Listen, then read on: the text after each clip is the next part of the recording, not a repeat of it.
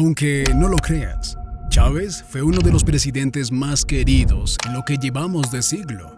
Pero lo que en su momento veían como una ayuda para los pobres, para muchos en realidad era comida para hoy y hambre para mañana. Los que quieran patria, vengan conmigo. ¡Hasta la victoria siempre! ¡Viviremos y venceremos, camaradas! Puede parecer que detrás de un gobierno de este estilo, lo más oscuro que hay detrás son actos de corrupción. Esa casita que se ve ahí con 2 balcones, y ahí lo que están en unos negocios, exprópiese. Y una que otra ilegalidad por allí.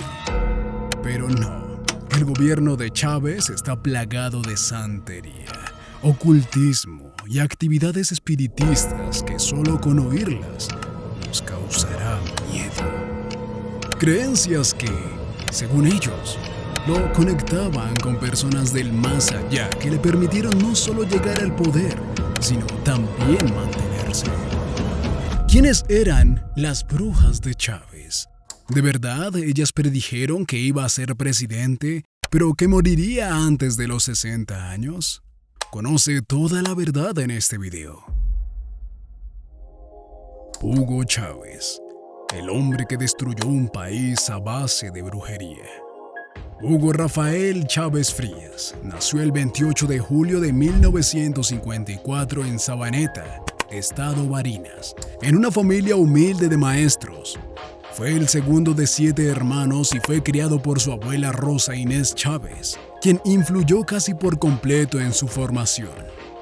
Desde pequeño mostró interés en el béisbol, el arte y la religión, siendo monaguillo y desarrollando habilidades en la pintura y la escritura. Aunque nunca demostró pruebas, Chávez afirmaba ser bisnieto de Maíz Santa, un caudillo revolucionario que luchó contra el régimen de Juan Vicente Gómez, figura que marcaría su visión política. ¿Acaso en sus venas siempre estuvo ser un revolucionario? En 1971, a las pocas semanas de graduarse como bachiller en ciencias, ingresó a la Academia Militar de Venezuela, graduándose 4 años después como subteniente de ingeniería, mención terrestre. Poco a poco fue obteniendo honores, así que en los años 80 se consolidó como oficial, siendo ascendido a capitán y luego a mayor. Durante este periodo, se casó con Nancy Colmenares, con quien tuvo 3 hijos.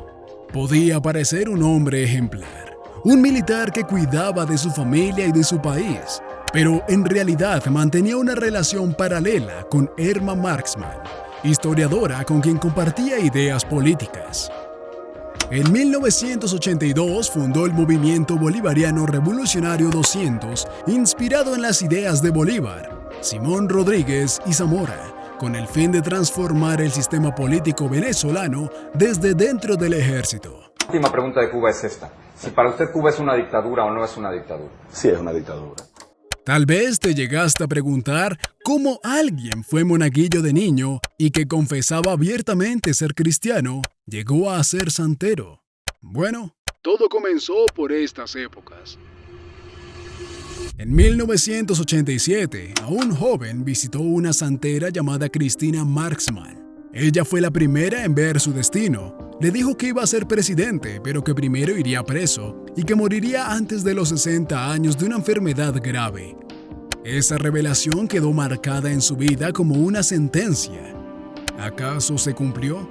Mientras Chávez era militar, quedó sumamente decepcionado del gobierno. Presenció demasiada corrupción, deterioro económico y en especial la represión violenta del Caracazo. En 1989, donde vio cómo el ejército masacraba a civiles. Esta experiencia reforzó su convicción de que el país necesitaba una transformación radical. Y en ese momento comenzó a idear un plan. El 4 de febrero de 1992, el tipo lideró un intento de golpe de Estado contra el presidente Carlos Andrés Pérez.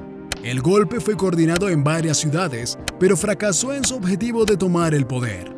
Chávez, que operaba desde el Museo Militar en Caracas, se rindió al mediodía y fue autorizado a dirigirse a la nación por televisión. Nosotros acá en Caracas no logramos controlar el poder. Ustedes lo hicieron muy bien por allá, pero ya es tiempo de evitar más derramamiento de sangre. Ya es tiempo de reflexionar y vendrán nuevas situaciones y el país tiene que enrumbarse definitivamente hacia un destino mejor. Su frase, por ahora, lo catapultó como figura nacional. Muchas personas lo comenzaron a admirar debido a este golpe de Estado. Más tarde, cuando ya era presidente, le dieron de su propia medicina, pero para eso todavía faltan 10 años. Por este hecho, obviamente tuvo sus consecuencias. Fue encarcelado en Yare por 2 años y desde allí su popularidad creció. Increíblemente, el presidente Rafael Caldera le otorgó el indulto en 1994. Y ahora escucha esto, que será importante para la parte de la brujería. El mismo año en el que fue liberado, visitó Cuba, donde fue recibido por Fidel Castro como líder político emergente. Tras su liberación, Chávez fundó el movimiento Quinta República y comenzó una campaña política.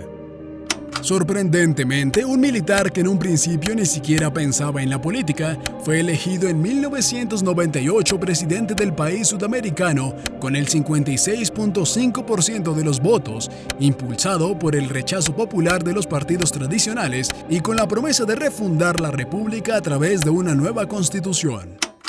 Ayer estuvo el diablo aquí, en este mismo lugar, huele a azufre todavía. Ayer el señor presidente de los Estados Unidos, a quien yo llamo el diablo, vino aquí hablando como dueño del mundo.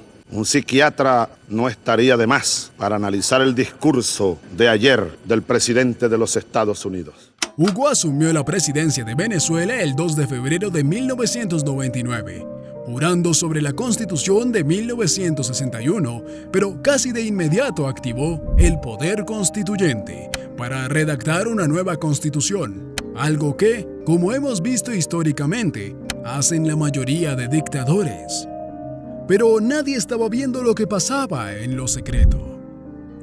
Hugo Chávez no solo llegó al poder por medio de la política o el discurso populista. Detrás de su figura pública se ocultaba una red profunda de prácticas esotéricas, espiritismo, santería y creencias oscuras que guiaron cada uno de sus pasos, desde mucho antes de que alcanzara la presidencia hasta sus últimos días de vida. Lo aterrador no es solo que creyera en estas fuerzas, sino que hizo de ellas el núcleo de su poder político y personal, al punto de convertir el Palacio de Miraflores en una especie de templo ocultista desde donde gobernaba con rituales y entidades del más allá. El referéndum para convocar una asamblea constituyente fue aprobado por más del 81% de los votantes y en diciembre de 1999 una nueva constitución fue ratificada. Este paso marcó el inicio de una transformación política radical conocida como la Revolución Bolivariana. En ese momento, Chávez abrió un programa televisivo, llevado por él mismo, desde el cual mantenía comunicación directa con la población. Este programa contribuyó a consolidar su imagen carismática y populista. Pero en realidad no todo el mundo lo quería. En abril de 2002, durante su segundo mandato, Venezuela viviría uno de los eventos más tensos de su historia contemporánea, un golpe de Estado contra Hugo Chávez. Más de 40.000 personas junto a los soldados del ejército, de la guardia, de la marina y de la aviación en Maracay en la calle.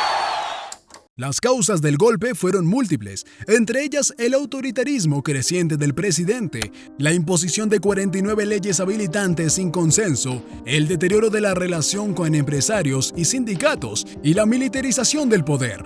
Por si fuera poco, sus constantes enfrentamientos con los medios de comunicación y su discurso beligerante hacia la oposición contribuyeron a una atmósfera de tensión.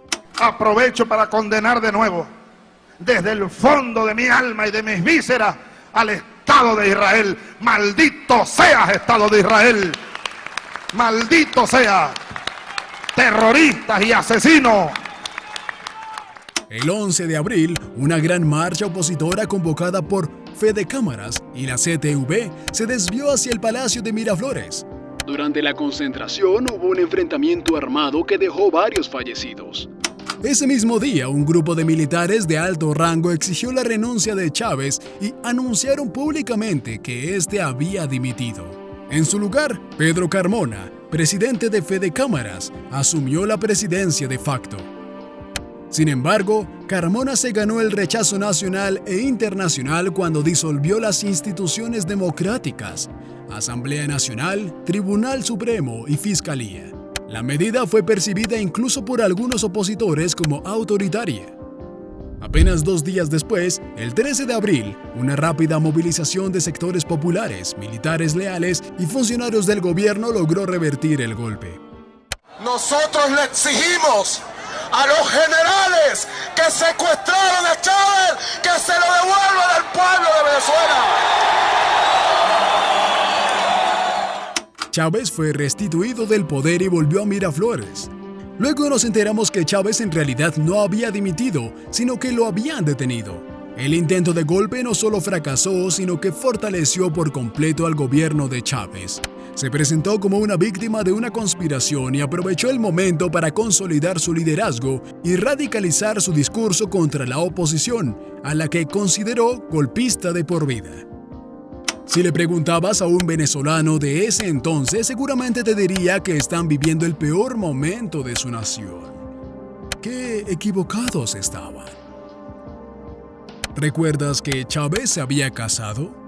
Bueno, se divorció de Nancy y contrajo matrimonio nuevamente, esta vez con Marisabel Rodríguez, con quien tuvo una hija, Rosines. Aunque tras separarse en 2003, Rodríguez se convirtió en crítica del gobierno, llegando a denunciar hostigamientos por parte de Chávez y su entorno. Por cierto, desde que fue a ver a esa bruja en 1987, desarrolló una obsesión con el mundo espiritual que lo llevó a rodearse de videntes, espiritistas y santeros. Ya no tomaba decisiones políticas sin consultar al más allá. No movía un dedo sin que las cartas, los espíritus o los signos le dieran permiso. Las prácticas se intensificaron conforme aumentaba su poder. Participaba en sesiones de Ouija, consultaba a muertos y afirmaba hablar directamente con su bisabuelo, el general Maizanta, cuya alma lo poseía en momentos clave. También hablaba con el espíritu de Simón Bolívar, a quien incluso dejaba un plato de comida servido en la mesa. En reuniones oficiales, dejaba una silla vacía para Bolívar, convencido de que su presencia espiritual estaba allí. Se decía que Chávez cenaba con el alma del libertador y lo hacía en silencio, frente a un plato de pollo y plátano. Ahora bien, después del intento del golpe, los que estaban contra Chávez dijeron: esto no ha terminado. Así que en diciembre de 2002 hicieron un paro nacional. Pero esta vez fue más problemático ya que se metió PDVSA, la empresa petrolera del país. Y como bien sabes, sin petróleo, en Venezuela no hay nada. El paro paralizó todo durante 3 meses: gasolina, comida, luz, escuelas. El país colapsó. Chávez estaba furioso y salió en cadena a decir que esto era traición, sabotaje y que no iban a poder con él. Empezó a usar el ejército para controlar refinerías, estaciones, todo. Alcantarilla. La tranca, nos decían en un momento, se realizaba hacia el este de la ciudad, pero ahora vemos que en las 2 vías hay gente. Incluso hay un vehículo que está parado justo en dirección. Lo más loco fue que, cuando el paro se fue apagando, Chávez votó a más de 19,000 empleados del PDVSA, gente con años de experiencia.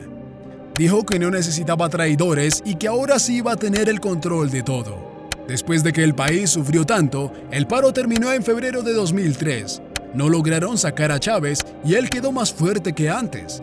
Pero la nación quedó golpeada. Economía en el piso, escasez y una industria petrolera que nunca volvió a ser la misma. Y claro, la pelea entre gobierno y oposición se volvió eterna. Entre polémicas y algunas irregularidades en las elecciones, Chávez inició su tercer mandato.